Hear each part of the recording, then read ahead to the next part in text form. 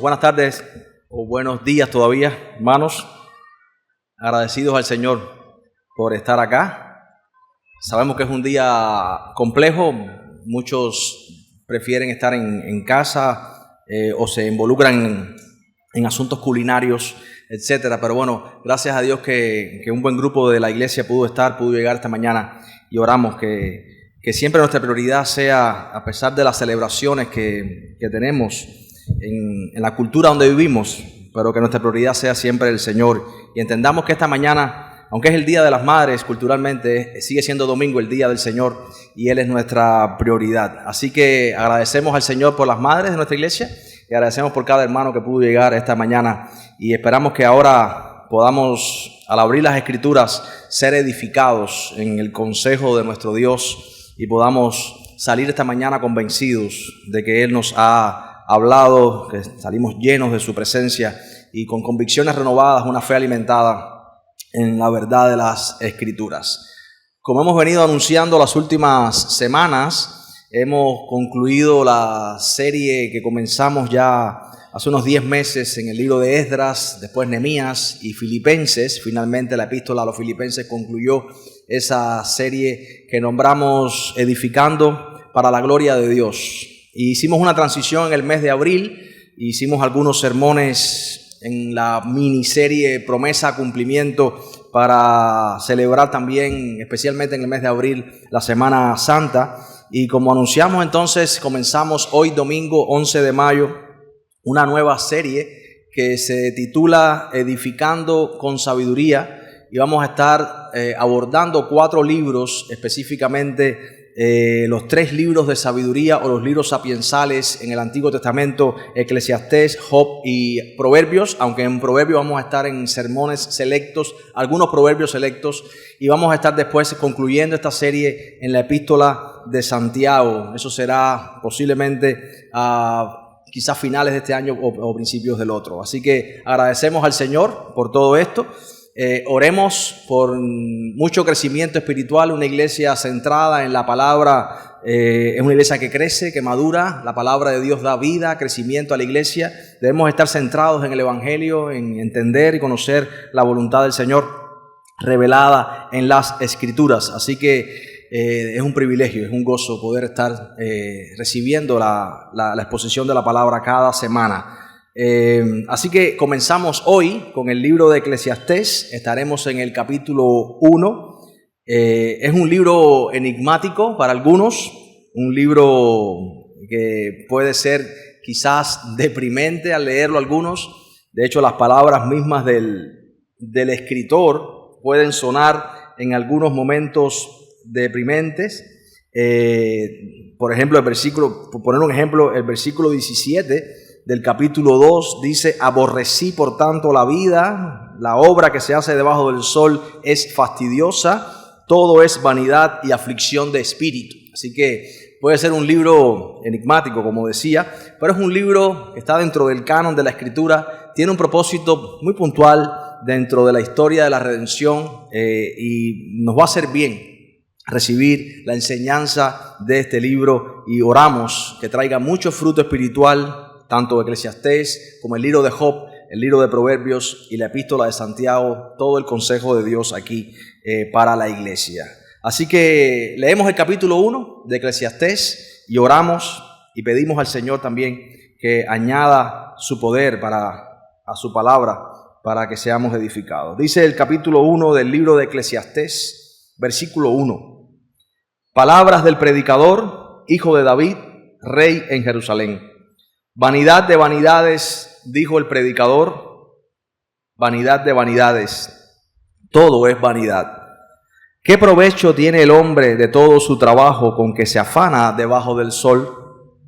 Generación va, generación viene, mas la tierra siempre permanece.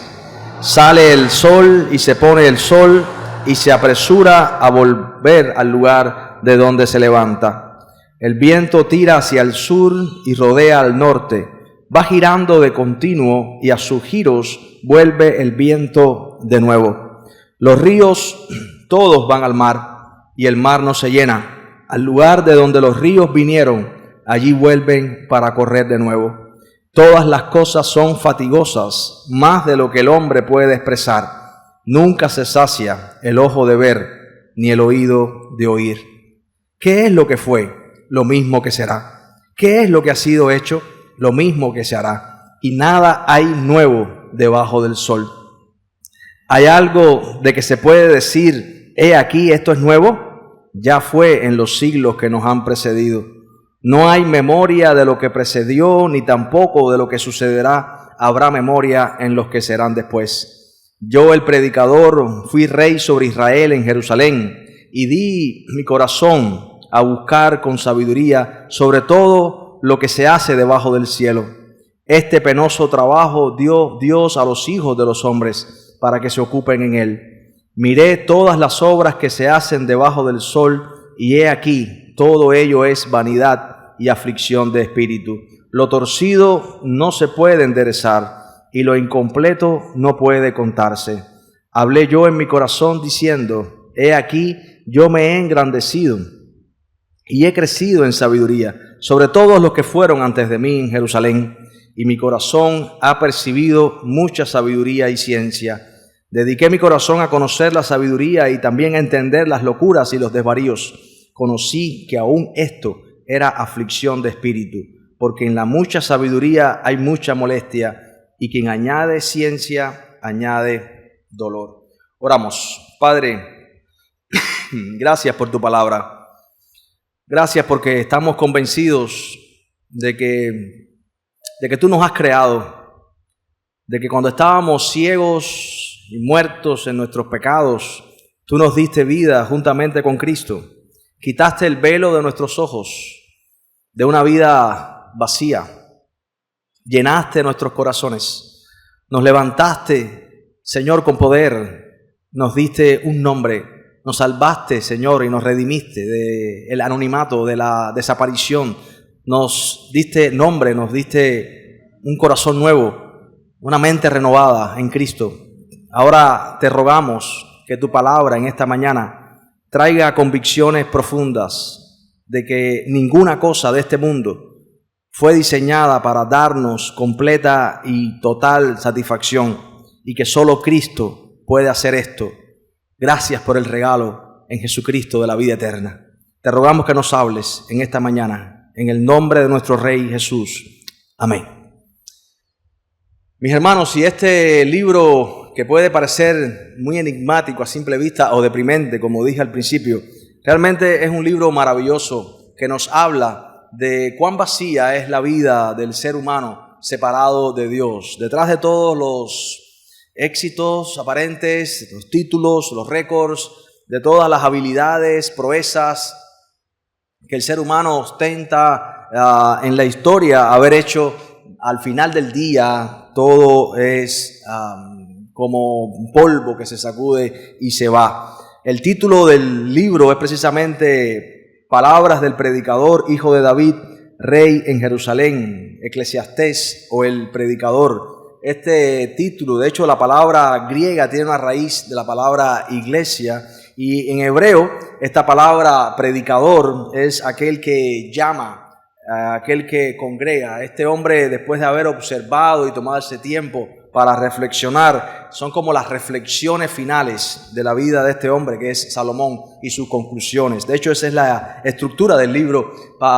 Salomón nos habla en el capítulo 1, lo que vamos a ver hoy, una vida cansada, la vida debajo del sol, una vida fatigosa, aunque activa, pero termina en fatiga, en aflicción. Hay una investigación que Salomón hace del versículo 12 y nos va a ir hasta el capítulo 6 después. Esta investigación de Salomón, esta observación que él hace, esta descripción, y al final las conclusiones de esta investigación que Salomón nos da. Así que el libro de Eclesiastés nos indica una vez más, aunque es una palabra, un libro difícil o poco leído por la cristiandad, nos llama la atención de que las obras que describe el libro se puede repetir en cada uno de nosotros. Este sentimiento, esta frustración que experimentamos muchas veces, no importa lo que alcancemos, planificamos para alcanzar algo, trabajamos arduamente para conseguirlo y en el fondo continuamos sintiendo un vacío, una aflicción, como que eso no nos ha llenado del todo, una tristeza que no podemos explicar, un sentimiento difícil de definir, de frustración, de lamento, de descontento. Salomón escribe este libro como una clara advertencia a sus lectores. En época, quizás en las postrimerías de su vida, en las finales, una advertencia a los que leían de no andar en la dirección equivocada, buscando satisfacción o buscando realización en ídolos que no pueden llenar el corazón, en otras cosas como la misma sabiduría en sí misma, la inteligencia o el trabajo o el placer, el dinero, las riquezas, todas estas cosas. No sé, aquellos que conducen, si alguna vez han entrado por una calle que no tiene salida y la única forma de regresar es dar marcha atrás. Entonces Salomón abre como estos túneles, estas vías y dice, ya yo fui hasta el final de cada una de ellas, intentando encontrar satisfacción, realización, propósito, sentido. Y realmente les digo que al final de cada una de esas calles no hay nada. Hay un cartel que dice, se acabó, final.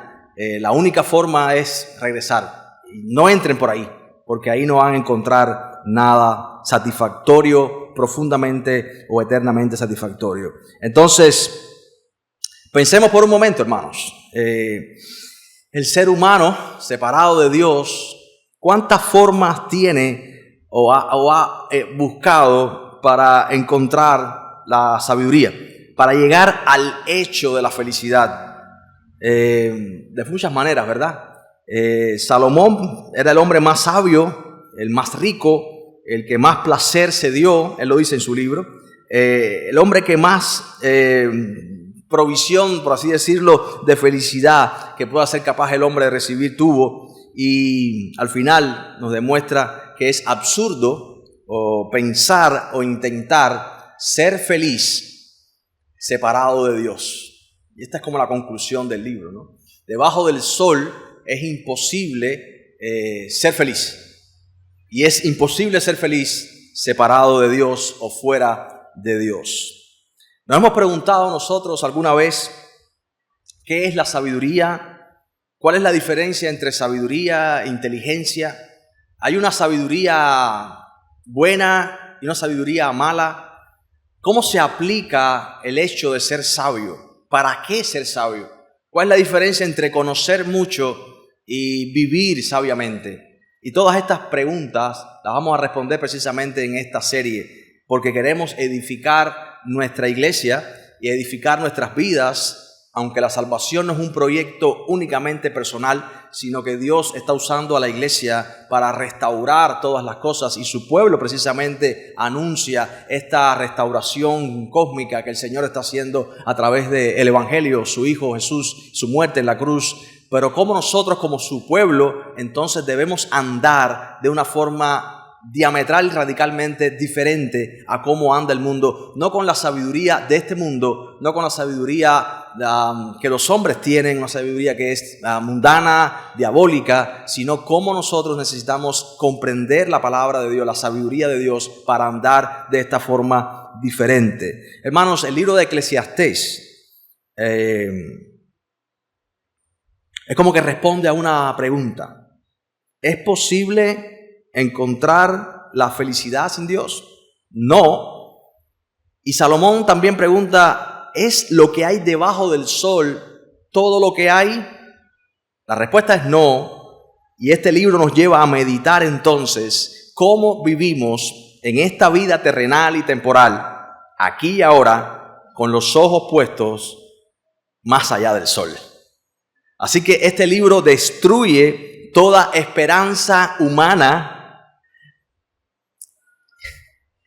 Y voy a ser muy simple en esto que voy a decir, pero necesitamos que todos nuestros ídolos en los cuales creemos que vamos a tener felicidad sean demolidos. Y este libro precisamente lo que hace es eso. destruir toda vana esperanza que podamos tener en las cosas de este mundo, porque nada de este mundo satisface. Solamente en Cristo podemos encontrar, hallar profunda y eterna satisfacción. Así que Salomón empieza diciendo una frase muy conocida, ¿verdad? En el versículo 2. Vanidad, así comienza el libro.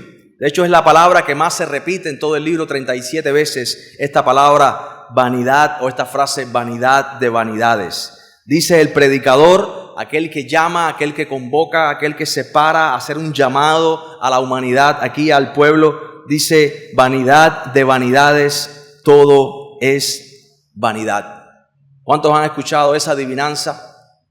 Alto, alto como un pino y pesa menos que un comino. ¿Qué cosa es? El humo, ¿verdad? Alto, alto, parece que es algo grande, pero en realidad cuando lo pones en una balanza, ¿cuánto pesa? Menos que un comino. Vanidad de vanidades se puede traducir vacío de vacío. Todo es un gran vacío. Es como el humo o como el congelador de un cubano, que tú lo abres, debe haber algo, pero está vacío. Vacío es la ventisca, ¿verdad? Hay solamente humo. O como aquel sueño. No sé cuántas veces te pasó, lo decía en el primer culto. Recuerdo cuando era un muchacho de 15, 16 años que quería comprarme, en aquella época se usaban las bacterias, no sé si en aquella época se recuerdan, y yo soñaba que me encontraba, fue cuando despenalizaron el dólar en aquella época, y yo soñaba que me encontraba $1 en la calle, ¿no?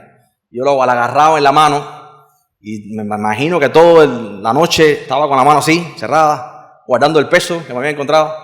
Y por la mañana cuando abría, solo tenía las marcas de las uñas encajadas en la mano y todo se había desvanecido. Y es lo que dice Salomón, todo lo que tengas ahora mismo, todo lo que crees tener, que tiene un peso profundo para ti, que está drenando tu corazón y tú estás poniendo tu confianza y tu esperanza en eso, dice, es como apretar la mano creyendo que tienes algo.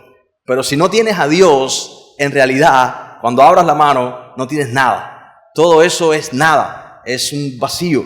Y es lo que dice Salomón. Todo lo que sé, todo lo que he hecho, todo lo que he construido, todo lo que he disertado, todos mis análisis, todos mis graneros, mis establos, el templo, todo lo que hemos hecho, sin Dios, no es nada. Ojalá que nosotros podamos decir eso en nuestra vida, ¿verdad? Todo lo que, mis títulos o lo que estoy haciendo, no es que no lo hagas.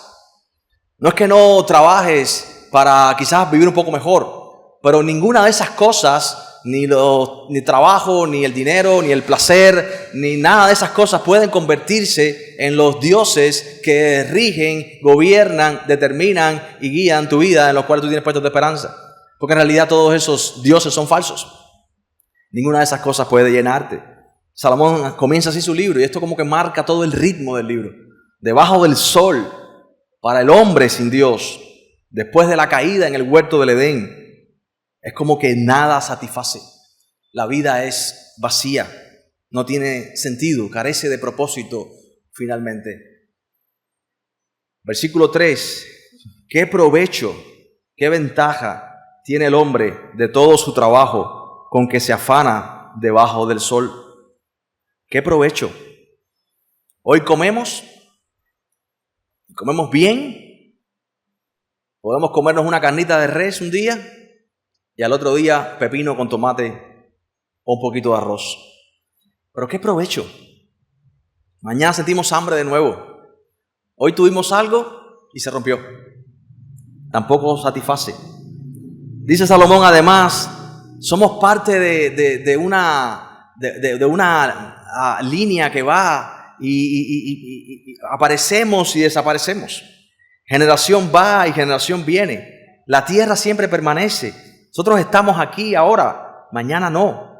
Entonces es como que este hombre observa la realidad como un filósofo que está observando y saca conclusiones de lo que ve.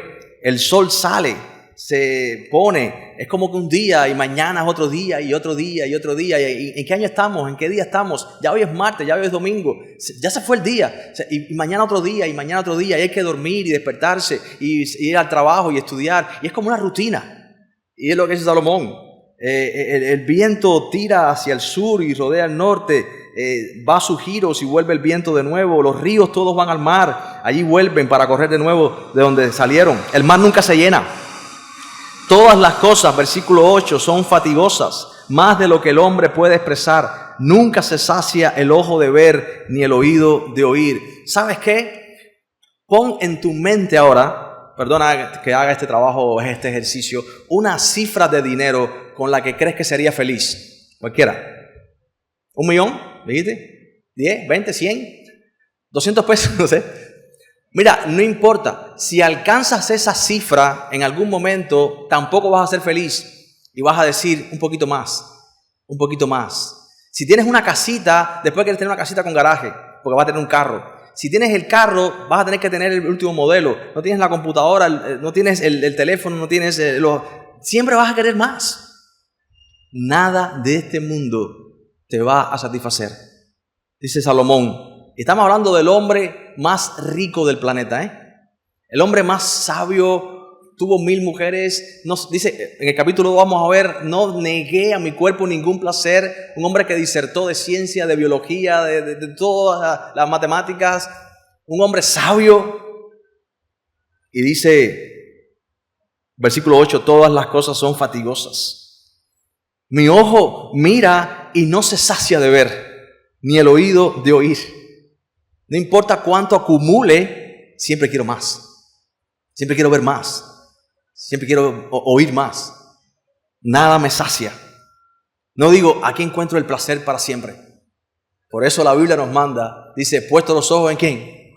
En Jesús. Nada debajo del sol puede satisfacer nuestro corazón, nuestra mirada. Nada nos complace. Solamente al verlo a Él, al conocer a Cristo. Nuestro ojo y nuestro oído al escuchar su palabra puede satisfacerse para siempre. Porque fuimos creados para Él.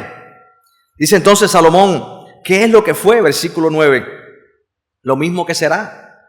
¿Qué es lo que ha sido hecho? Lo mismo que se hará. Y nada hay nuevo debajo del sol.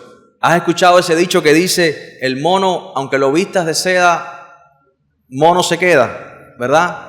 No importa cuánta tecnología tengamos, cuántos muros tengas en Facebook, cuántas redes sociales, cuántos Instagram, cuántas cosas, cuántos filtros le pongas a la cosa, detrás de todo estás tú, simplemente tú, lidiando con los mismos problemas, con las mismas angustias del hombre de Adán hasta ahora. Simplemente somos el mismo ser humano con miles de años de acumulación cultural e histórica, pero somos el ser humano de siempre, lidiando con los mismos problemas de siempre. Existe un solo Dios, hay un solo enemigo del pueblo de Dios, existe el pecado, eso somos nosotros, el ser humano caído, necesitados del mismo Dios que necesitó a Caín y Abel desde el comienzo. No hay nada nuevo debajo del sol, así que no intentes ser algo nuevo, solamente Cristo puede hacernos nuevas criaturas. Ninguna de las cosas de este mundo nos puede hacer nuevas. Somos incapaces de hacerlo por nosotros mismos. Entonces, dice Salomón, incluso cuando medito en lo que yo he hecho, dice el versículo 11, o en lo que la gente hace, dice, no hay memoria de lo que precedió, ni tampoco de lo que sucederá habrá memoria en los que serán después. ¿Se dan cuenta? Si yo te pregunto ahora, ¿cuántos ascendentes, cuántas generaciones puedes trazar a partir de ti? Tus padres, los padres de tus padres, y por ahí seguir la línea. ¿Hasta dónde llegarías? Quizás 3, 4, 5. Bueno, ahora con esto de la ciudadanía española la gente ha buscado como 6. Algún español tengo que tener por ahí. Pero piensa por un momento, ¿dónde estaban tus ancestros hace 500 años? 600 años, 1000 años. 1500 años. No sabes ni quién eran, ¿verdad? No sabemos si eran violadores en Europa o en África, arando caracoles. No sabemos, ¿verdad? Dice Salomón, desaparecieron. ¿Qué será de nosotros? ¿Quién nos recordará? Nuestros hijos nos recuerdan ahora. Nuestros nietos quizás. Nuestros bisnietos. Efraín no se acuerda de su bisabuela, mi hijo, ¿verdad? ¿Quién nos recordará dentro de 500 años? ¿Habrá alguna foto por ahí? ¿Alguien recordará que un día predicamos, hoy 11 de mayo, este libro de Eclesiastés se fue? Sin Dios, nada de lo que estamos haciendo. Hermano, si Dios no existe y no hay una promesa, un peso de eternidad por la obra redentora de Cristo, apaga el micrófono y vámonos. No tiene sentido. Es lo que dice Pablo. Si Cristo no resucitó, vana es nuestra fe. Vayamos y disfrutemos todo lo que podamos porque nos vamos a morir y nada tiene sentido. Pero esa no es la realidad. La realidad es que solamente Cristo puede cambiar esta vanidad por la eternidad. Entonces, Salomón, a partir del versículo 12, este hombre que se pregunta, ¿es esto todo lo que hay? Dice en el versículo 12, este rey de Israel, en el 13 dice, di mi corazón, no puede ser esto todo lo que hay debajo del sol, di mi corazón a buscar con sabiduría sobre todo lo que se hace debajo del cielo. Él estaba observando lo que hay debajo del cielo, ahora va a observar todo lo que se hace debajo del cielo. Este penoso trabajo dio Dios a los hijos de los hombres para que se ocupen en él. Miré todas las obras que se hacen debajo del sol y he aquí todo ello. Una vez más repite la frase, todo lo que se hace debajo del sol, ¿qué cosa es? Vanidad y aflicción de espíritu. ¿Se dan cuenta, hermanos? ¿Recuerdan cuando Dios puso a Adán y Eva en el huerto del Edén? ¿Los puso para qué? Para que labraran, para que cuidasen, para que guardasen el jardín. Ahora, cuando Adán y Eva fueron creados a imagen y semejanza ¿de quién? De Dios. Así que el trabajo principal de Adán y Eva, ¿cuál era? Además de guardar y labrar el huerto, era mostrar a través de sus vidas, revelar físicamente a alguien que es espíritu infinito, nuestro Dios, que no se puede ver ni se puede palpar.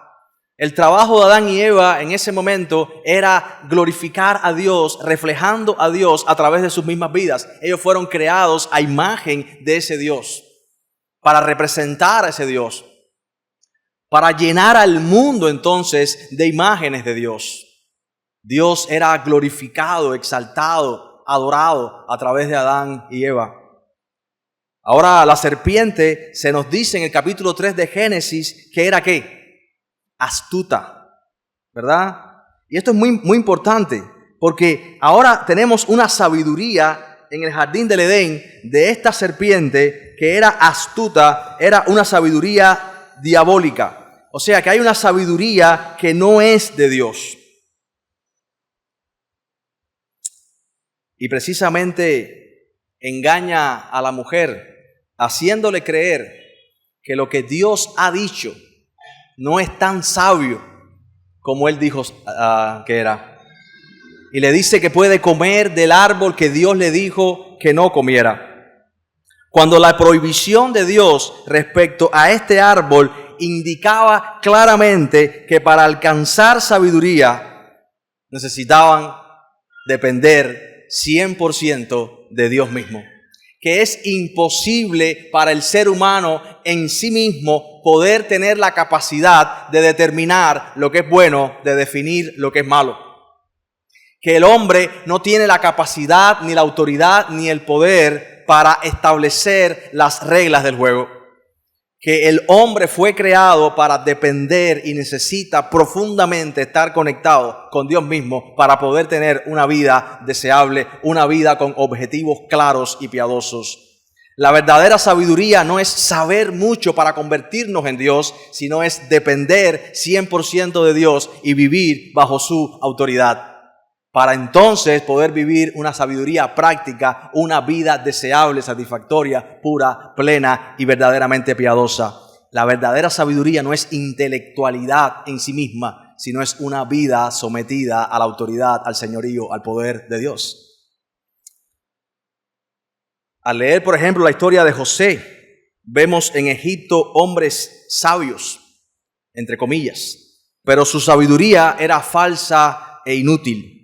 Ellos eran enemigos de Dios. Incluso dentro de Israel, el pueblo de Dios, vemos una y otra vez falsos profetas que creían que hablaban de parte de Dios, pero con sus hechos y palabras reprobaban la sabiduría de Dios.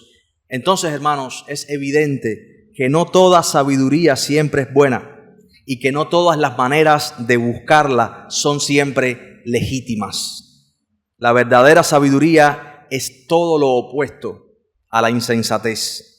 Es todo lo opuesto a la falsa sabiduría. Y en el libro de Santiago, cuando lleguemos allá, vamos a estar explorando mucho más de eso. Pero la tesis es, mis hermanos, que tratar de entender las cosas, tratar de manejar nuestra vida, y escúcheme bien ahora, tratar de determinar qué es mejor para mí, mis prioridades, lo que hago, lo que planifico, tratar de hacer todo esto sin Dios solo producirá frustración y dolor a nuestro ser. ¿Entiendes eso, hermano? Piensa ahora en las mañanas, cuando estás planificando tus días, lo que quieres hacer, con qué sabiduría. No todas las formas de buscar sabiduría son legítimas, no toda la sabiduría es buena. Este mundo usa ardides, trampas, mecanismos para lograr sus objetivos, como la serpiente. Engaña, pervierte, miente. Pero nosotros como creyentes debemos andar una vida diferente. Una vez más lo repito, hermanos. Tratar de construir tu vida, tus planes, de construir tu agenda, tus prioridades, de entender las cosas sin Dios, terminará produciendo frustración, aflicción de espíritu. Es como un correr tras el viento. El saber mucho solamente te hará saber cuán ignorante eres. La meta de conocer cosas no es hasta el infinito. La meta es conocer a Dios, el único Dios verdadero, el que puede traer profunda convicción y satisfacción a tu vida. Piensa por un momento de nuevo en Salomón, el más sabio. Pero la sabiduría como un fin en sí misma va a terminar una vez más en frustración. Dice Salomón, miré todas las obras que se hacen debajo del sol y todo era vanidad y aflicción de espíritu. Hermanos, uno no puede tomar al hombre caído, el hombre natural, como dice Pablo, vamos a ver después en Corintios 2. No puede tomar al hombre natural, a un hombre que es un pecador, miserable, perdido, ciego, separado de Dios, y darle a este hombre caído sin Dios una educación cultural y esperar que esa educación le resuelva los problemas de la vida. Nunca sucederá eso. La filosofía, las ciencias sociales no pueden cambiar, corregir profundamente el corazón del hombre. Puede poner maquillaje, vestidos, echar mantos, incluso la religión, sobre ese corazón perdido. Pero no puede corregir, no puede cambiar esencialmente la vieja naturaleza del hombre. Así lo dice Salomón en el versículo 15. Lo torcido no se puede enderezar y lo incompleto no puede contarse. No sé qué libro te estás leyendo, si estás lidiando con algún problema de depresión, si estás lidiando con tu suegra y te cayó en la mano un libro que dice 5 pasos para tolerar a la suegra. No sé si estás leyendo un libro que se llama Desechemos el enojo en cuatro secciones. Mira, ningún libro humano, ninguna técnica, no hay posibilidades para el ser humano, no las hay. Lo torcido, dice, no se puede enderezar. De ahí viene el famoso refrán, ¿no? Árbol que nace torcido, jamás su tronco endereza. A no ser que el creador del árbol pueda, y que él puede, lo cambie y lo enderece. El hombre no tiene ninguna forma, escucha bien, el hombre, el ser humano, no tiene ninguna forma en sí mismo de enderezar su naturaleza. No puede. ¿Recuerdan al endemoniado Gadareno? ¿Cuántos grilletes le pusieron? ¿Cuántas cadenas? Y no había ninguna cadena que podía aguantar a este hombre. Ninguna técnica, ni concentración, ni religión, ni budismo, ni meditación puede conquistar, amarrar la bestia que está en cada uno de nosotros por causa del pecado. Solamente Cristo, cuando se paró delante de ese hombre, le dijo a esos demonios, vayan fuera, y salieron. Solamente el poder del Señor Jesucristo puede cambiar nuestros corazones, puede darnos verdadera libertad del poder del pecado. Existe un antiguo dicho que dice, árbol que crece torcido, así que nada lo puede enderezar, así es como crecerá. Y eso somos tú y yo. Comenzamos desde que nacemos con esta vieja naturaleza. Puedes educarla, puedes vestirla de seda, puedes hacer muchas cosas, pero el Señor Jesucristo dice, lo que es nacido de la carne, carne es. Siempre será carne. Y esa es la razón por la cual el hombre necesita tener una nueva naturaleza. Porque aquello que es nacido del Espíritu, Espíritu es. Y ese es uno de los grandes principios que tenemos que aprender de este libro. Dice el Salomón, versículo 16, hablé yo en mi corazón diciendo, he aquí yo me he engrandecido y he crecido en sabiduría sobre todos los que fueron antes de mí en Jerusalén, y mi corazón ha percibido mucha sabiduría y ciencia. Y dediqué mi corazón a conocer la sabiduría y también a entender las locuras y los desvaríos. Conocí que aún esto era aflicción de espíritu. Y termina el capítulo 1 diciendo, en la mucha sabiduría que hay, mucha molestia, y quien añade ciencia, añade dolor. Mientras más sabemos, más nos damos cuenta de cuán ignorante somos. El hombre es tan ignorante que ignora, que no sabe, que no sabe. Y simplemente cuando empezamos a saber, nos damos cuenta cuánto no sabemos. Salomón es un clásico ejemplo de alguien que empezó bien y terminó mal. Empezó a darle más confianza a su propia sabiduría en sí misma que al Dios que le había dado la sabiduría. Empezó a hacer estrategias políticas para crecer el reino de Israel y creció. Fue la mejor época del reino de Israel unido. Hizo alianzas como casarse con la hija del faraón de Egipto. Así tuvo 1000 mujeres entre esposas y concubinas, alianzas con pueblos paganos. Permitió que se adoraran ídolos dentro de Israel.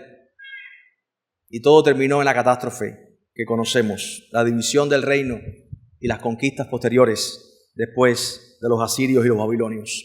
Hermanos, con Salomón necesitamos hacer una distinción en nuestra mente de alguien que dijo cosas importantes, pero no vivió en sintonía con la verdad. Dice Salomón aquí que él dedicó su corazón y que no hubo en Jerusalén alguien tan sabio como él. Pero en cierta ocasión pisó este mundo alguien que dijo, uno mayor que Salomón está en este lugar. Y ese es nuestro Señor Jesucristo. Cuando Pablo habla de Cristo a los Corintios, en el capítulo 1, y quiero que vayan conmigo y con esto estamos terminando esta primera exposición en Eclesiastés. Dice Pablo a los Corintios en el capítulo 1, hablando de la sabiduría de Dios. Dice en el versículo 18, Pablo, primero a los Corintios 1, 18, porque la palabra de la cruz es locura a los que se pierden, pero a los que se salvan, esto es a nosotros, es poder de Dios. Pues está escrito, y Pablo ahora cita a Isaías, capítulo 29, verso 14, dice, destruiré la sabiduría de los sabios, desecharé el entendimiento de los entendidos. ¿Dónde está el sabio? ¿Dónde está el escriba? ¿Dónde está el disputador de este siglo? ¿No ha enloquecido Dios la sabiduría del mundo? Pues ya que en la sabiduría de Dios el mundo no conoció a Dios mediante la sabiduría, agradó a Dios salvar a los creyentes por la locura de la predicación. Porque los judíos piden señales y los griegos buscan sabiduría, pero nosotros predicamos a Cristo crucificado. Para los judíos ciertamente tropezadero y para los gentiles locura, mas para los llamados, así judíos como griegos, Cristo, poder de Dios y sabiduría de Dios. Luego de Génesis 3, Dios expulsó al hombre y a la mujer del jardín. Puso querubines y espadas encendidas. El hombre no puede acceder por sí mismo a la sabiduría de Dios. Pero dice ahora la palabra que uno mayor que Salomón, alguien que encarnó la mismísima sabiduría, el Señor Jesucristo, vino a este mundo y fue constituido Él por Dios. Dice este verso sabiduría de Dios. En el versículo 26 dice, miren hermanos, vuestra vocación, que ustedes no son muchos sabios según la carne, ni poderosos, ni nobles. Lo necio del mundo escogió Dios para avergonzar a los sabios. Y lo débil del mundo escogió Dios para avergonzar a los fuertes. Y lo vil del mundo y lo menospreciado escogió Dios. Y lo que no es para deshacer lo que es, a fin de que nadie se jacte en su presencia. Mas por él estáis vosotros en Cristo, el cual nos ha sido hecho por Dios sabiduría, justificación, santificación y redención, para que, como está escrito, el que se gloría, gloríese en el Señor. ¿Se dan cuenta, hermanos? ¿Cómo estás edificando tu vida? ¿Cómo estamos edificando nuestra iglesia? Mira, si pensamos que nos parecemos a estándares o paradigmas de éxito de este mundo y por eso estamos bien, esa no es la meta. Nosotros necesitamos crecer como iglesia, no comparándonos con cómo este mundo funciona o los estándares empresariales de éxito de este mundo, sino con los estándares de éxito de la palabra de Dios, con la sabiduría de Dios. Cuidado con permitir que la sabiduría vana de este mundo nos penetre de tal forma que nos conquiste. Una vez más, hermanos, no podemos desconectar nuestra agenda, nuestra búsqueda, trazarnos prioridades, nuestras metas, nuestros objetivos de las metas y prioridades del Señor con nosotros. ¿Cómo está tu vida de oración cada mañana? ¿Cómo estás encomendando tus asuntos a Dios? ¿Cómo estás pesando las decisiones que vas a tomar a la luz de la palabra? Recuerda esto: ninguna cosa de este mundo fue diseñada para darte satisfacción permanente, y es tonto creer que puedes encontrar la felicidad separado de Dios. Es absurdo que sigas intentando buscar la felicidad de la forma inadecuada y en el lugar inadecuado. Esta es la verdad central de este pasaje y de todo el libro. Lo verdaderamente satisfactorio no se encuentra en este mundo. La vida debajo del sol, la vida del mundo caído, del hombre natural, es vana. Pero esa vanidad de vanidades, todo es vanidad, es cambiada con la irrupción a este mundo de nuestro Señor Jesucristo, el cual dijo: el tiempo se ha cumplido, el reino de Dios se ha acercado, por tanto, creed en el Evangelio, arrepentíos. Hermanos, el Señor Jesucristo es aquel que puede cambiar la vanidad de vanidades por la eternidad de eternidades, y ahora en Cristo todo es eternidad. Él nos ha dado un nombre que es sobre todo nombre. Él nos levantó de los muertos, de la invisibilidad. Él le da sentido y propósito a nuestra existencia. Separados de Él, nada podemos hacer, y todo lo que construyamos separados de Dios es vano. Pero lo que hagamos en Cristo tiene un peso aquí y ahora y para la eternidad. Que Dios nos ayude, hermanos, porque la vida es un regalo de Dios, pero la verdadera sabiduría, el verdadero placer, la verdadera riqueza que podemos experimentar como seres humanos, el único que puede acariciar nuestra alma y traernos del descontento al gozo, de las tinieblas a la luz, de la tristeza a la alegría, es nuestro Señor Jesús. Oramos y que el Señor nos ayude en esta mañana. Padre, tu palabra dice: yo destruiré la sabiduría de los sabios. Gracias porque Cristo ha sido dado como poder de Dios y sabiduría de Dios. Señor, tenemos ejemplo en la vida de Salomón, un hombre excepcional, lleno de grandeza, y falló, y escribe este libro como testimonio de su pecado. Señor, pero tenemos a nuestro Salvador Jesús, y su gloria y su grandeza y su sabiduría es incomparable. Que no cambiemos, Señor, lo que es Él por las cosas de este mundo. Porque solo en Él podemos disfrutar de verdadera sabiduría. Solo Él puede satisfacernos plenamente. Él es el pan de vida, el agua de vida. Que las ofertas de este mundo no nos seduzcan y nos conquisten.